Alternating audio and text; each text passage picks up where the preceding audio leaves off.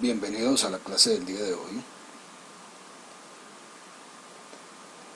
la cual tiene el siguiente derrotero.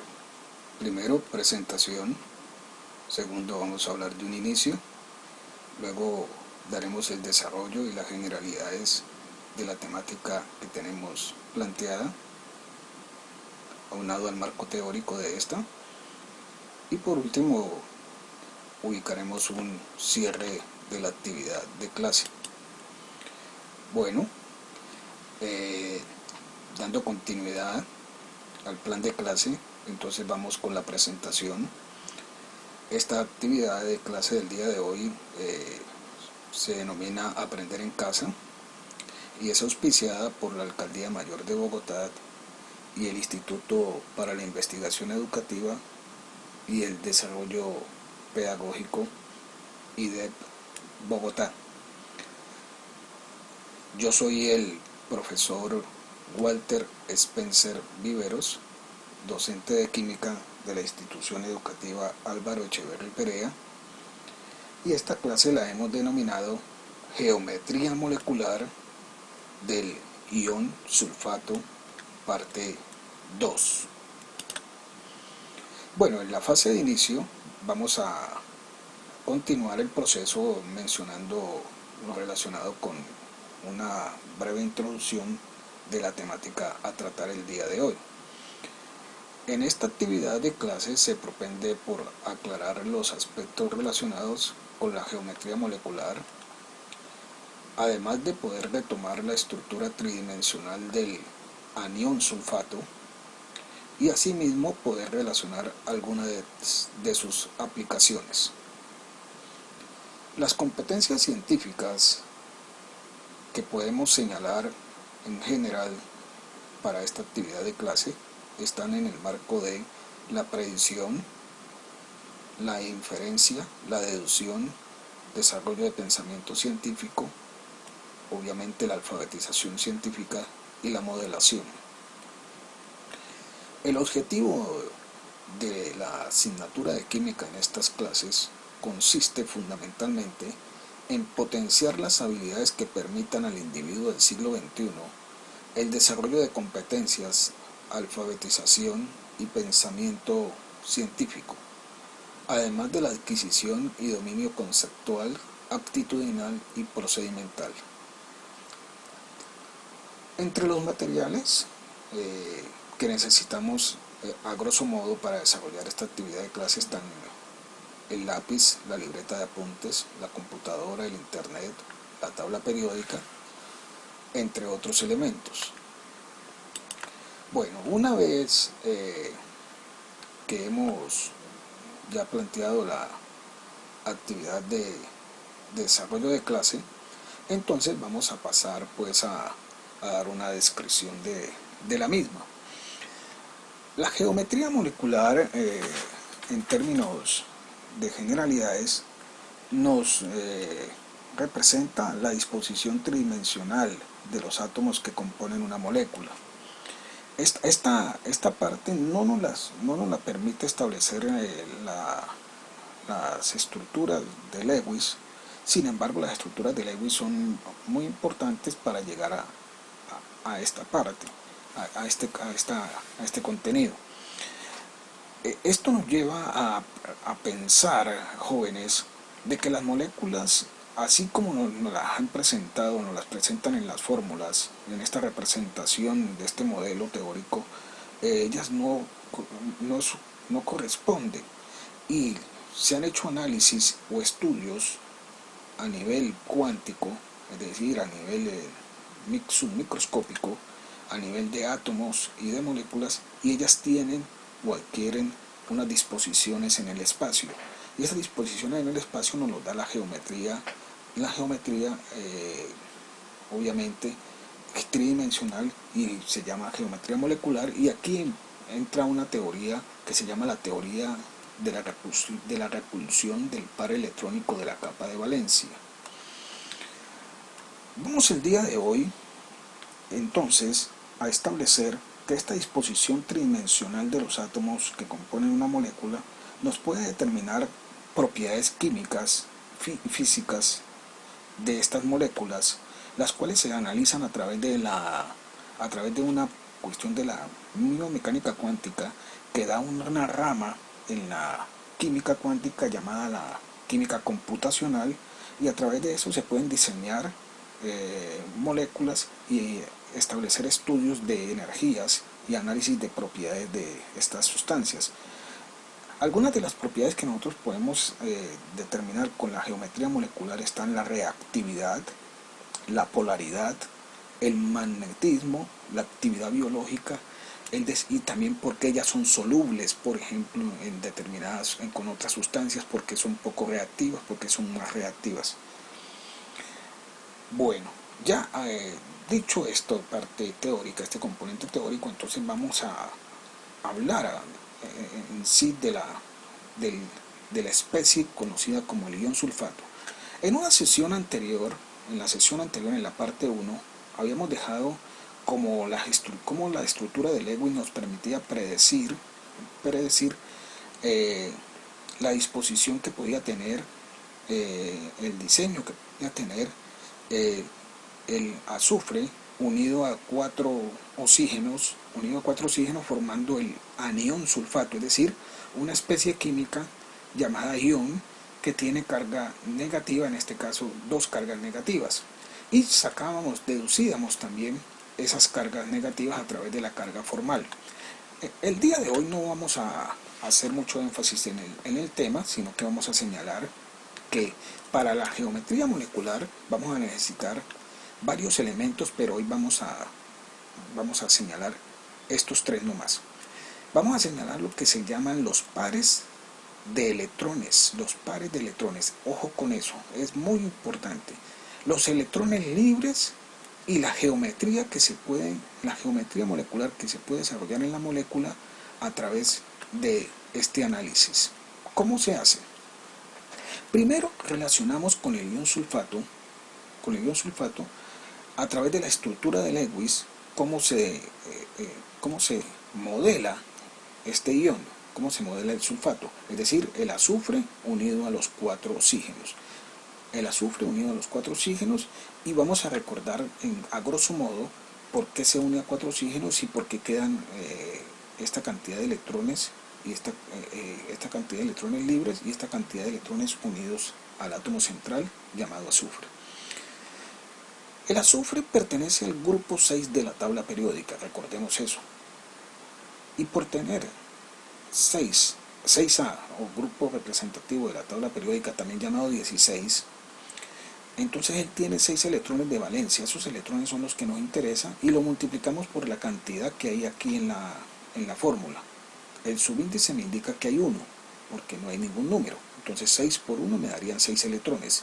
El oxígeno también pertenece al grupo 16 o 6A de la tabla periódica. Por consiguiente va a tener 6 electrones de valencia. Pero ¿cuántos oxígenos hay? 4. Por consiguiente será 6 por 4, 24. 24 electrones nos aporta el oxígeno. Ahora, ¿cuántas cargas negativas tiene esta especie química llamada anión o ion sulfato? Tiene 2. Entonces esas cargas, cuando son negativas, también hay que ponerlas. Si no hay cargas, no se ponen. Solamente se ponen cuando nos lo está señalando la especie. Entonces aquí se suman esas cargas. Entonces sería 24 más 6, 30, más 2, 32, para tener 32 electrones. Esos 32 electrones yo los tengo que distribuir en esta molécula, de tal manera o de la siguiente forma, si nos hemos olvidado un poco de la parte de la estructura de Lewis.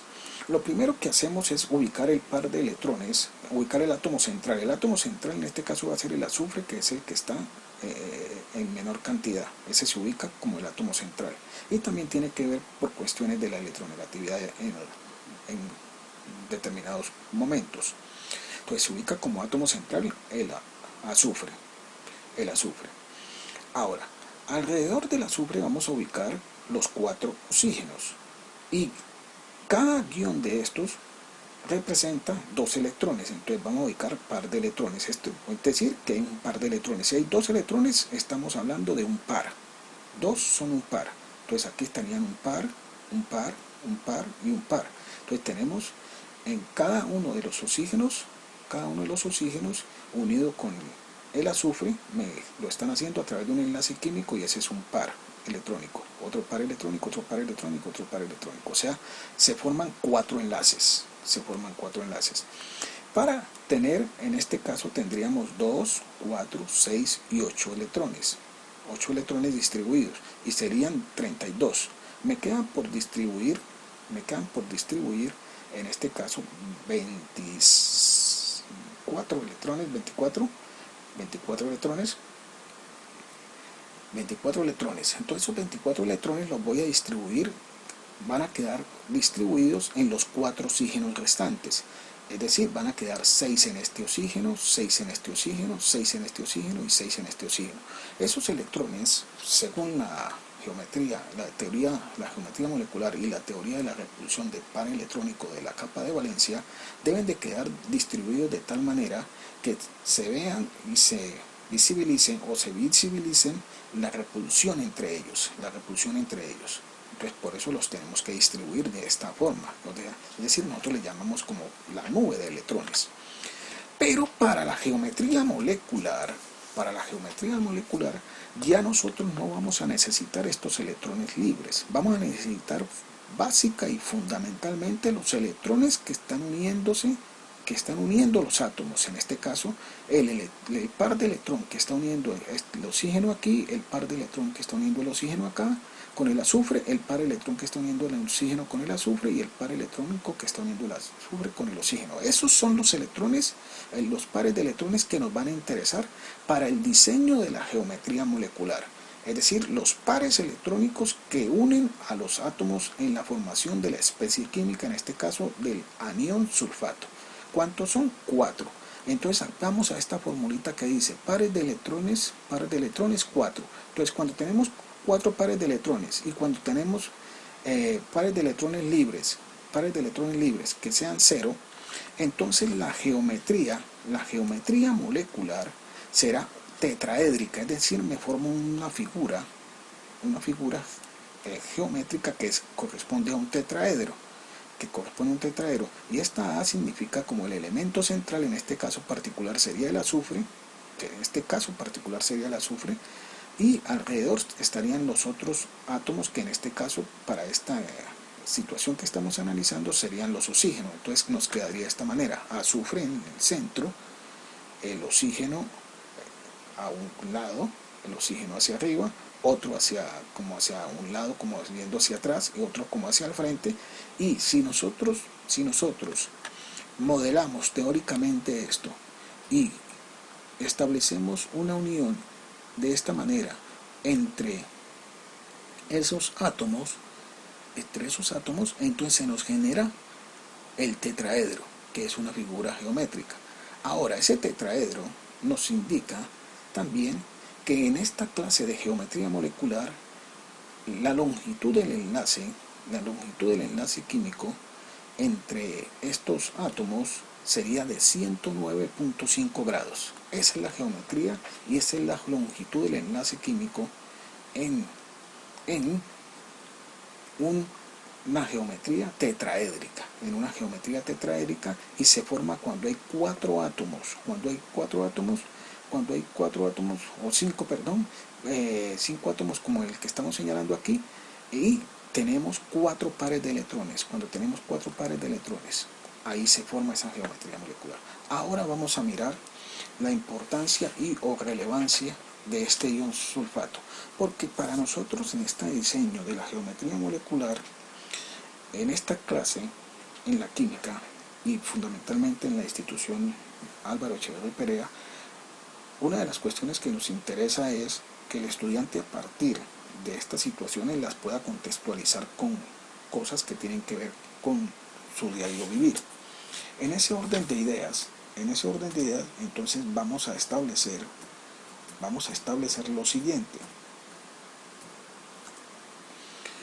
que una de las aplicaciones de los sulfatos corresponde a que el sulfato se puede unir al sodio formando el sulfato de sodio, y ese esa carga del sulfato, que es -2, por una ley que se conoce como la ley del ASPA, se ubica como subíndice del sodio, es decir, se ubica acá abajo, y el sodio, por estar en el grupo 1, por tener un solo electrón en su capa de valencia, viene y se ubica acá, ese 1 de la capa de valencia se ubica acá como subíndice del sulfato, pero el 1 no se escribe, entonces nos queda Na2SO4.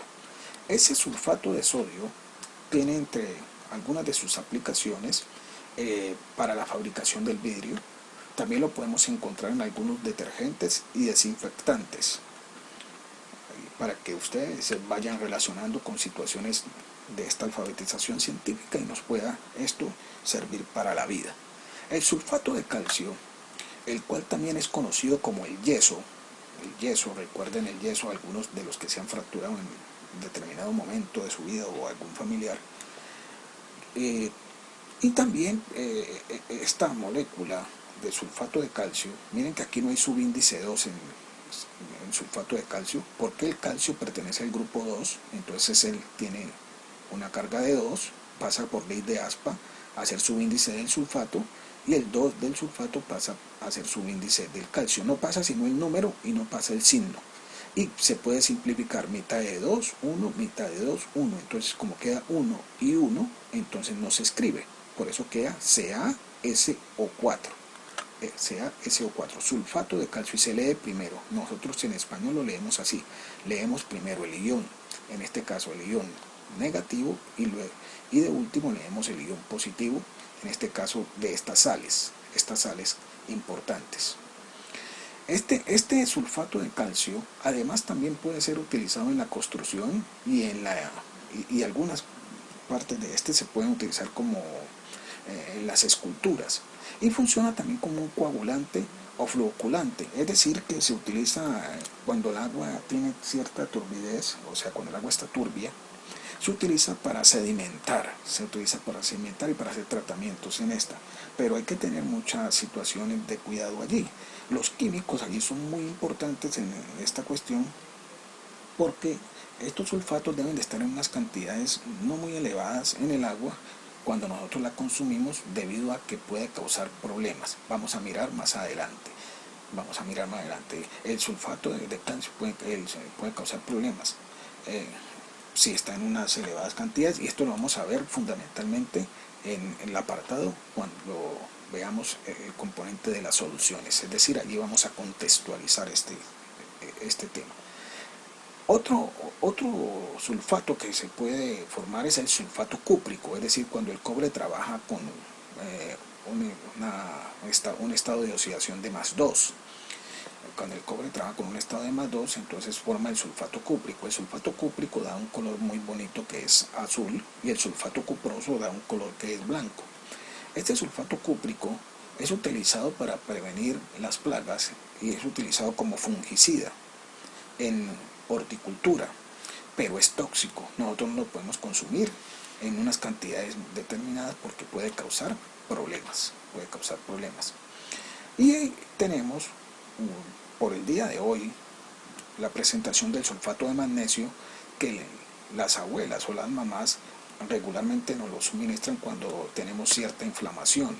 Entonces, cuando hay una inflamación, ellas nos cogen y hacen hierven agua y ahí echan el sulfato de magnesio, y ese sulfato de magnesio pues nos ayuda a desinflamar esta parte que está inflamada.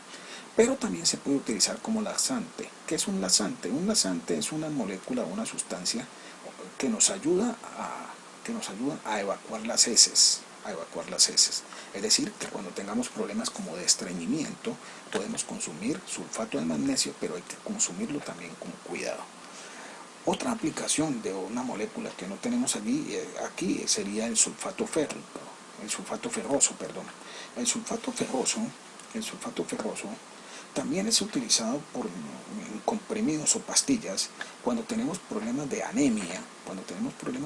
Entonces, como esa sal es muy soluble, esos sulfatos son muy solubles en agua, entonces se disocian en los iones que lo constituyen, es decir, en el ion sulfato y en el ion ferroso. Entonces, al disociarse en estos iones, ion sulfato y en el ferroso, entonces el hierro luego va a, a la hemoglobina.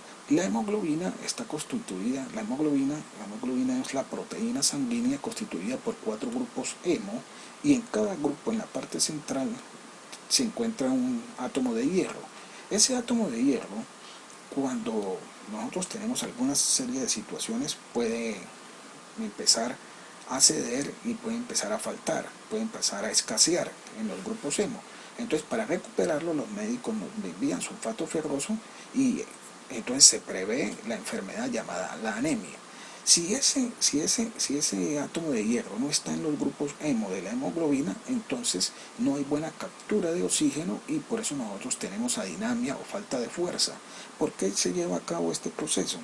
Porque resulta de que si no hay o si no está el átomo de hierro, no se captura el oxígeno se debe de llevar a la mitocondria en la célula para que junto con el azúcar se queme y produzca dióxido de carbono, agua y la molécula importante en este caso, que es el ATP o la energía. Entonces, si no se produce energía, entonces nosotros no podemos funcionar bien, y por eso le llamamos que estamos adinámicos o con un cuadro anémico,